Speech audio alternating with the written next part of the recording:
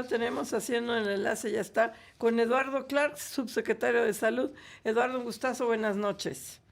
Hola, Mari Carmen, hola, Pepe, ¿Qué tal, hola, Eduardo? Marco, gracias Hola, por Eduardo, tenerme. ¿cómo estás? Buenas Oye, noches. Eduardo, a ver, hay quien dice que el vaso lo debemos ver medio lleno o medio vacío y no medio lleno. Yo en este caso creo que lo prefiero ver medio lleno. Creo que el que se haya colocado el 74% con una licitación tan grande como la compra de medicamentos, creo que es un éxito. Hay quien dice, ay, no se colocó todo. A ver, cuéntanos, porque para el régimen de bateo yo creo que pues fue muy exitoso y si, según nos decía la MELAF, va a haber otra oportunidad para los laboratorios que supuestamente fueron descalificados en forma injusta, pero cuéntanos. Claro, pues miren, por hacer ese recuento, ya decías, es una de las compras, es la compra más grande que se ha hecho de medicamentos, son casi 5,000 millones de piezas, nunca habíamos comprado tanto y por eso la importancia, porque tenemos que comprar bien para garantizar el abasto de los siguientes 2 años, que como ustedes saben, es una tarea, una deuda pendiente desde hace mucho tiempo que no podemos fallar. Y en esta primera etapa, que tomó más o menos pues un par de meses de planeación entre sacar la licitación, recibir las propuestas, evaluarlas, efectivamente logramos ya adjudicar, tener un fallo y proveedores asignados para cerca del 73.2% de las piezas, es decir, de esos 5,000 millones, casi 3,700 y fracción, es decir, es un buen avance. Tenemos otro 24% y fracción, que son claves donde ya tuvimos uno, esas están, digamos, garantizadas de que ya hay un proveedor, se pueden poner a trabajar, hacer sus líneas de producción para entregar. Y tenemos otro 24% de claves, cerca de 1,000 millones de piezas, que lo que buscamos es poder adjudicarlas en estos siguientes 10 días, porque son casos donde tal vez a un proveedor le faltó la hoja AB.57, que pueden rectificar, y que si rectifican les podemos adjudicar y tener una proveeduría pues preparada y rápido para surtir los medicamentos que se requieren en los tiempos que hemos pedido. Entonces digamos que en términos redondos obtuvimos propuestas para el 97.5 de lo que estamos pidiendo. Nos queda ese cachito de 2.5 que digo, no hay que menoscabar, pero nos tiene tranquilos porque tenemos espacio para que muchas de las cosas que tal vez no tuvieron propuesta, digamos a veces son un tema de presentación, caja de 28 tabletas en vez de la de 14, etcétera. Pero en términos redondos es como estamos. Y lo que sí es que la tarea ahora pendiente en la que nos ponemos a trabajar durísimo es en cómo hacemos que estos medicamentos no solo estén comprados, sino distribuidos, entregados y consumidos por las personas que lo requieren. Que creo que eso es bien importante, es la pieza clave para que no haya desabasto, Eduardo Clark, porque una cosa es contar con el medicamento y otra cosa es colocarlo en donde se requiere. Te saluda Marco Antonio Mares. Eduardo, ¿cómo estás? Muy buenas noches. Hola Marco, siempre es un gusto. Igualmente, Eduardo, cuéntanos un poquito, recuerda la audiencia de Fórmula Financiera, los montos de lo que está invirtiendo el gobierno mexicano en esta compra que es histórica por su dimensión y cómo se desglosa en lo que la presentación de las ofertas que hicieron los laboratorios, lo que se adjudicó. Si nos puedes desglosar un poquito las cifras para ir dimensionando y de qué manera llegan a los 30,000 millones de pesos de ahorro, comparado con qué.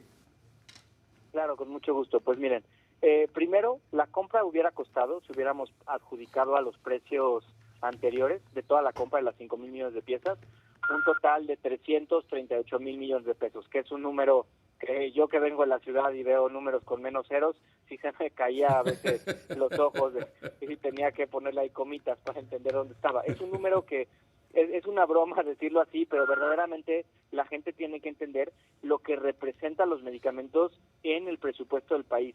El IMSS gasta más o menos 250,000 millones de pesos en salud en total, de los cuales pues casi 60, 70,000 son simplemente los insumos. Es una cosa importantísima por lo que representa el patrimonio nacional de todos los mexicanos de estas cantidades.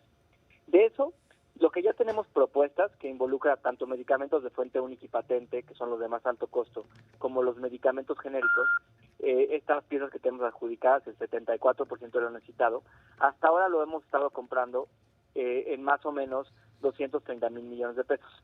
Si calculamos cuánto hubiera costado anteriormente a esas mismas cantidades, estamos hablando de una cifra más bien pegada a los 260,000 millones de pesos, es decir, un ahorro de 30,000 millones. Para que lo tengan el auditorio tal vez dimensiones claras de cuánto significa esto de potenciales ahorros, que evidentemente se van a reintegrar al sector, no es ahorrarlos por ahorrarlos, es ahorrarlos porque necesitamos hacer más cosas, más infraestructura, más contratación de personal.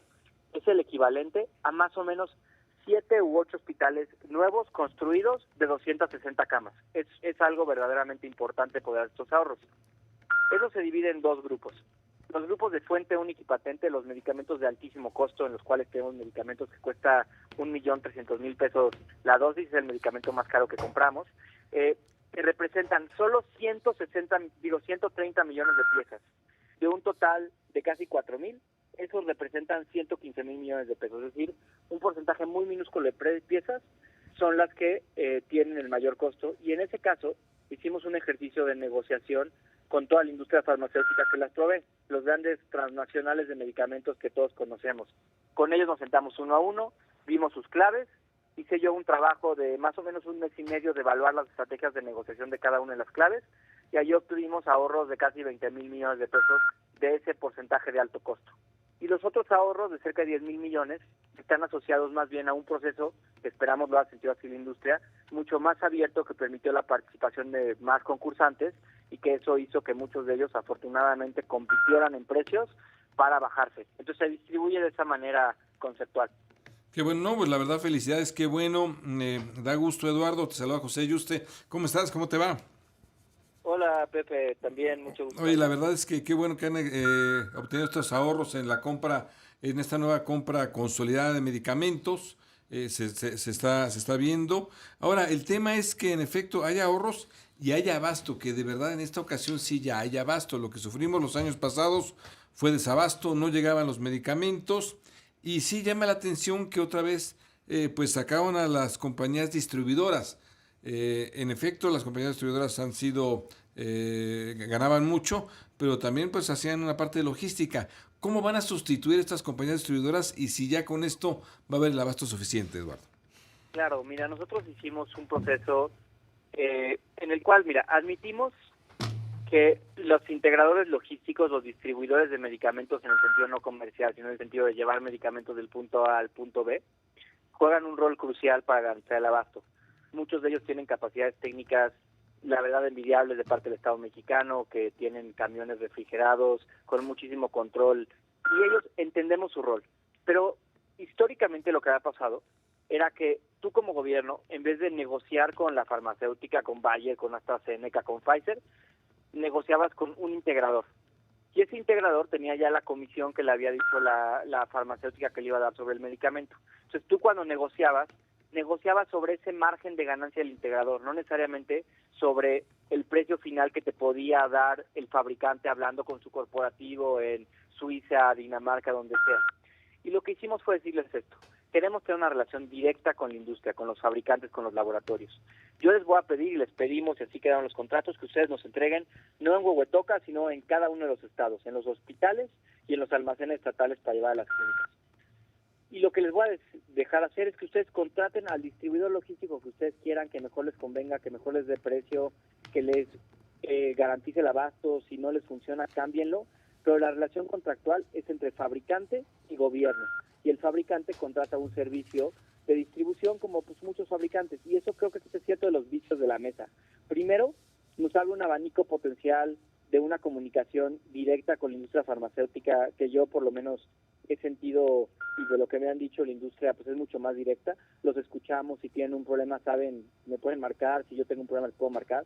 Se dice como algo tal vez trivial, pero en este tipo de cosas la verdad vale la pena tener ese tipo de contacto y confianza. Y por otra parte nos permiten negociar de mucho mejor manera con quienes son los que verdaderamente dictan el precio más bajo que pueden determinar. Oye, ayer platicábamos con Juan de Villafranca, presidente de la MELAF, y él nos decía que ellos no van a entregar más que en ciertos puntos y que la última milla corresponde a parte del gobierno. O sea, que ese es un gran reto, cómo va a llegar a las clínicas del ISSSTE, del IMSS, de cada entidad. Esa última milla, para así decirlo, ¿quién la va a hacer? ¿La Secretaría de Salud, cada estado? ¿Quién va a pagar esa última milla y cómo se va a distribuir? Exacto, y justo déjame clarificar eso que mencionaba. Cuando yo digo que van a entregar en almacenes estatales es precisamente para que del almacén se vaya a última milla. En la Ciudad de México, que me sé los números de memoria, tenemos un almacén central y 272 unidades de salud de primer nivel que son las que recibirían. Lo que sí estamos pidiendo y que nos están ayudando es entrega directa en hospitales. Hay que diferenciar eso, ¿no? Hospitales llega directo, que muchas veces son medicamentos de alto costo, alto valor, algunos oncológicos, cosas que requieren cadena de frío, farmacovigilancia. Y eso, afortunadamente, hemos negociado que se entregue ahí. Para la última milla, que es donde está la dispersión, cerca de 13,000 puntos, ahí lo que estamos haciendo es retomando un mecanismo muy histórico de distribución de medicamentos, que son las jurisdicciones sanitarias, que dependen de cada uno de los estados. Ellos llevan desde los 70 entregando cosas y tienen personas. Nosotros, en vez de contratar un integrador central que se encargue de distribuir en cada estado, pero contratado desde el centro, vamos a permitir que los estados se encarguen de esa operación, nosotros pagarles por pieza entregada, también para compensar su combustible, embalaje, etcétera. Y también va a ser algo que yo creo que es muy sano, que es hacer copartícipes a las entidades federativas del abasto, al tener pues mecanismos flexibles de si hace falta algo, pues mando 80 personas a que vaya al almacén y lo lleve a las unidades. Y eso hemos tenido una muy buena relación. Claro. En el último día y medio hemos hablado junto con Sí. la presidenta con prácticamente todos los gobernadores y nos ha ido bien. Qué Pues bueno, gracias, Eduardo Clark, Eduardo. subsecretario de Salud. Se nos acabó el tiempo. Eduardo. Muchísimas